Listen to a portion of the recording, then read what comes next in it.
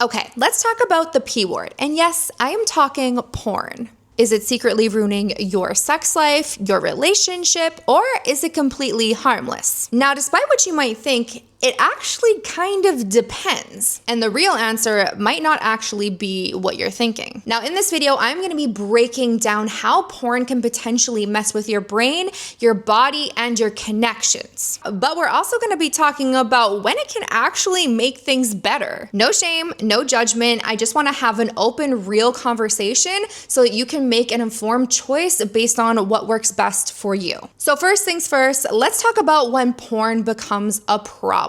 You know, the stuff that nobody really wants to say out loud. Because the reality is, and we see this all the time, is porn can actually condition you to believe that sex needs to look a certain way. Whether that be the way a vulva looks, how big your penis is, whether it's more girth or more length or adequate enough in size. We get bombarded with these easy positions, these different angles, the sounds that aren't really natural for our bodies to make. And I think we can all agree that porn is actually designed for the male gaze. So it is specifically meant to turn men on. Now, more often than not, the same things that turn a man on aren't necessarily going to be turning the female audience on. That's why you see such a division in porn categories that women choose to view versus men.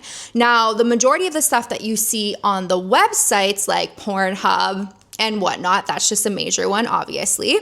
It is gonna be a lot less time on female foreplay unless you have gone out and specifically searched for that. There's gonna be heavy emphasis on a blowjob and a really aggressive one, most likely. You're never gonna see a lube bottle ever come out unless it's an amateur homemade porn. Anal is gonna look seamlessly easy, and there's gonna be transitions from booty hole to vagina, and let's be real, that is not a thing unless you wanna give your partner the worst vaginal infection that they have ever experienced. Not to mention the slamming out, in and out positions like jackhammer, because that's what we see when we look at porn, because it is designed for men, and men love that friction-based type of thrusting, where a lot of women actually really like the grinding and the rocking, hence why a lot of women will lean towards watching lesbian porn, because it is more focused on what we actually like as females. But when real life does not match the script that you have been watching, that can really drop our arousal. We might experience lots of shame around our own image, our own sounds, our faces we make, because they don't look a certain way like they do on camera. We may not think that we're actually giving our partner an orgasm, or we might think that the sprinkler system should come off and the floodgates should open and they should literally super soak the whole room, when in fact, a lot of that is staged. But I think we've all been there, including myself, where we get off to something that seems so extreme, and then the post-nut clarity kicks in and you're like, oh my God, I am so messed up. What just happened? Our brain is actually wired to seek novelty, and this is especially common in people that are neurodivergent. That means that the more porn you watch, the more specific, the more extreme the entertainment needs to be. Also, that you can kind of get the same turn-on effect. So when you're scrolling,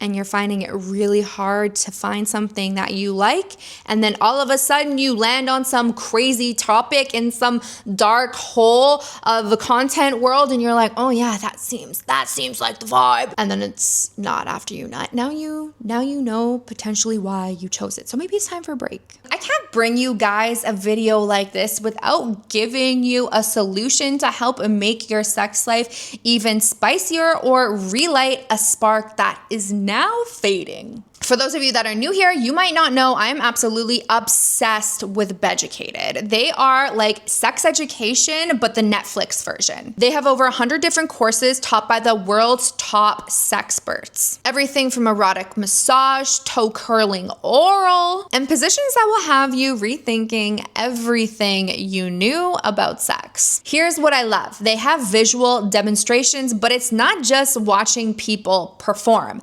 It's showing you how to really do it on a real person. So you can do these guided techniques, these guided exercises by yourself or with a partner. And because I want you guys to actually try this and invest in your intimacy, I'm giving you guys 60% off the whole year. That's an additional 10% that you'll get when you use my code PleasureBaby. The best part is that there is no catch. You have 14 days money back guaranteed. Trust me, you will not be disappointed. Go learn something new tonight and thank me later because you are about to become the ultimate lover. And here's when things get really tricky, especially in relationships. So if you are secretly watching porn, meaning your partner does not approve with porn, or maybe they want to watch it with you, or whatever conditions or expectations that they have around it, you are watching it in secret. Or maybe you're actually using it instead of being intimate with your partner because the thought of being intimate with your partner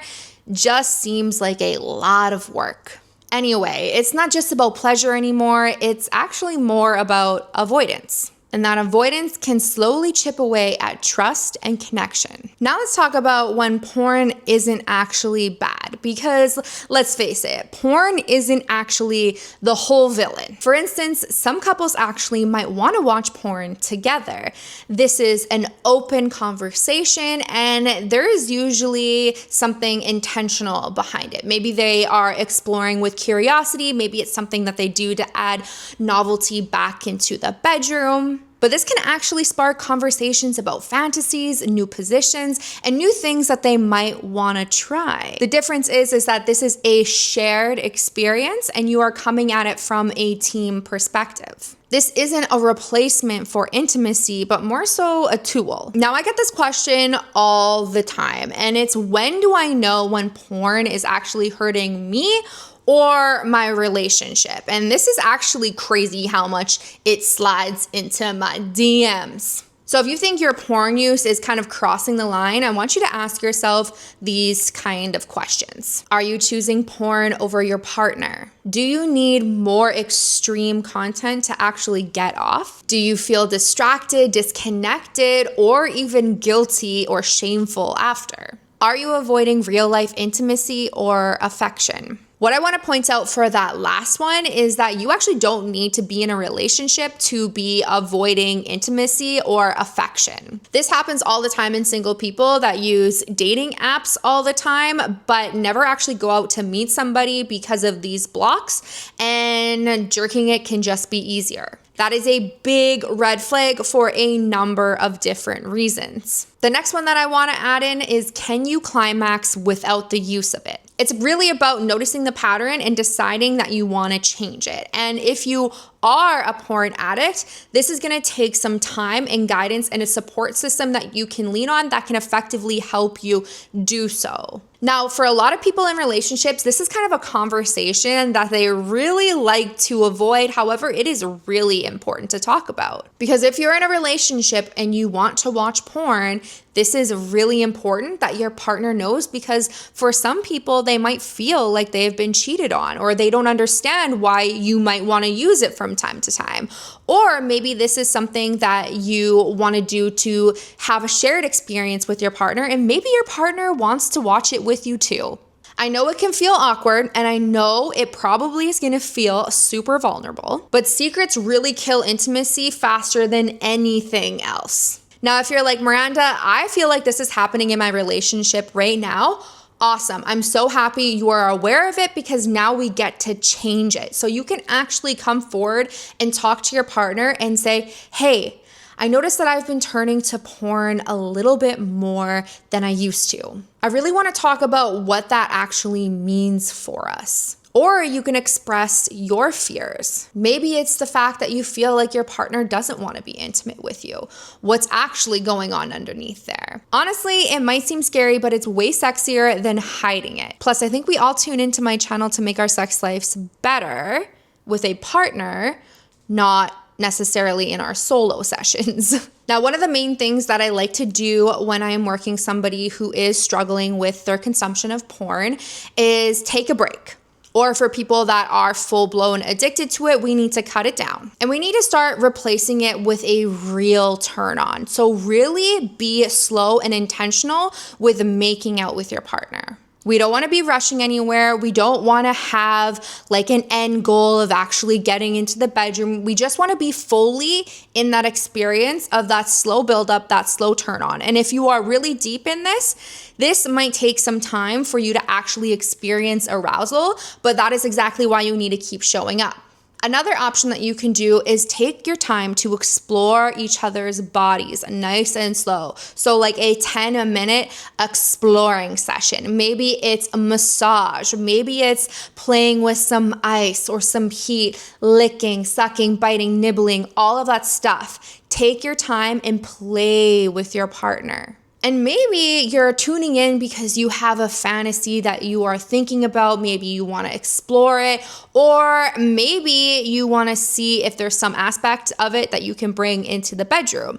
Talk to your partner about that so that maybe you guys can start experiencing that in real life. But I want you to think about doing things to bring some natural arousal back into your life. Your body is super responsive and very capable of learning how to rewire arousal and pleasure. And I also promise you, when you do this, your intimacy will feel much more electric. Trust me, I don't even watch porn at all anymore, where I actually used to watch it quite frequently. So does porn ruin your relationship? No, not automatically. But it can if it's replacing connection, building unrealistic expectations, or you're hiding it in secret. Use it consciously, talk about it, and build real intimacy in between the sheets. Deepen your connection with your partner. Figure out the root cause of why you feel like you need it, if that's the case. Now, if you want some ideas on how to turn each other on without relying on a screen, drop that in the comments below, and I will make a video on how to play with your partner and come up with some little games that I can give you guys for free. Anyways, babies, that is it. That is all that I have for today. Don't forget to check out my G-Zone, How to Make Her Squirt ebook that is dropped down below. Check that out. Grab a guide for yourself. And Awaken the Waters is there for your lady partner too. If she gets lost in her head during intimacy, it needs to come back into her body. And she will also learn how to unlock her squirting flow in that course as well. Anyways, babies, I will see you next week for another video. Cheers.